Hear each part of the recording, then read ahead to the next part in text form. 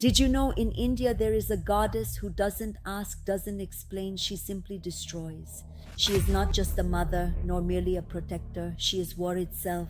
And when the goddess descended to earth in the form of war, every page of history trembled. Today we will tell you the story of the Chamunda Shakti and her most ferocious battle with Chanda and Munda. Be alert because this story is not just to be heard but to be felt. It is described in the Hindu scripture Markandeya Purana. A long time ago, the empire of the demons dominated both earth and heaven.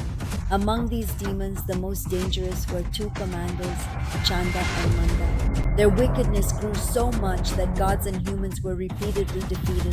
When the gods began to lose hope, Goddess Durga took on the responsibility of battle. From the goddess's third eye, a fierce form emerged.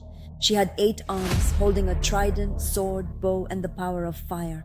On her face was a blend of anger and justice, and even the gods trembled at the sight of her fierce energy.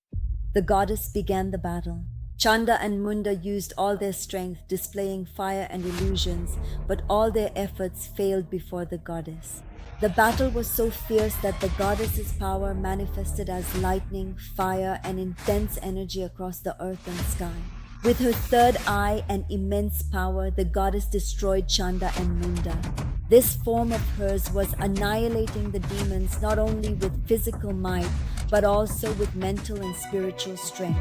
At the end of the battle, the goddess declared that from now on her name would be Chamunda, derived from the names Chanda and Munda. This name became a symbol of power, justice, and the destruction of evil. When goddess Sati self-immolated at her father Daksha's sacrifice, Lord Shiva carried her body and performed the Tandava dance. During this time, Lord Vishnu used his Sudarshan chakra to cut Sati's body into pieces, which fell at various places across India. These locations became centers of divine power, known as Shakti Pithas.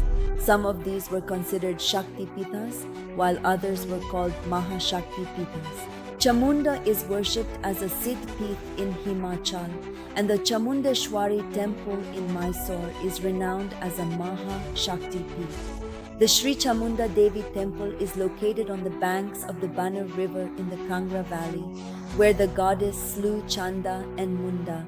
The story behind this is even more mysterious. The old site, known as Adi Himani Chamunda, was on a hill and difficult to reach. The king and his Brahmin priests received guidance from the goddess in a dream. From there, the idol was taken out and installed in the present temple. The main idol in the temple is self-manifested, adorned with red cloth and garlands. Behind it, there is also a Nandishwar Shivling, symbolizing the union of Shiva and Shakti and the balance of power and destruction. At the entrance of the temple, the idols of Hanuman and Bhairav protect the devotees. Daily worship, morning and evening aarti, and special Navratri rituals are the main ceremonies here. Meditating and practicing spiritual disciplines at night greatly amplifies the power of the goddess. After slaying Chanda and Munda, the goddess herself named this fierce form Chamunda. This form of hers was not only that of a warrior, but also a destroyer of fear and a protector for her devotees. The temple of the goddess is adorned with red cloth and flowers, and sometimes symbols of skulls and bones can also be seen in her form, which signify death and destruction. This place has also served as a meditation center for ascetics and yogis. It is said that a person influenced by the power of the goddess can be freed from fear, enmity, and obstacles in life. Now let us move to South India. Chamundi Hills, Mysore. Here, the form of the goddess is known as Chamundeshwari. It was here that the goddess defeated Mahishasura and emerged victorious. It is believed that Sati's hair fell here, which is why it is called Krauncha Peeth. To reach the temple, there are about 1,008 steps, and along the way stands a massive statue of Nandi. Every year during Mysore Dasara, the goddess is taken in a procession on a golden Howdah, which weighs 750 kilograms. This is not just a festival, but a grand display of power. So the question arises, which Chamunda is the real Shakti?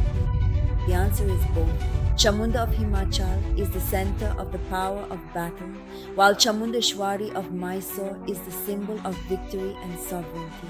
The forms are different, but the power is the same. In both forms, there is destruction. Chamunda is not only visible, her tantric energy is also intense. Here, the worship involves cremation grounds, night rituals, red garments, and sometimes the symbolic use of a skull.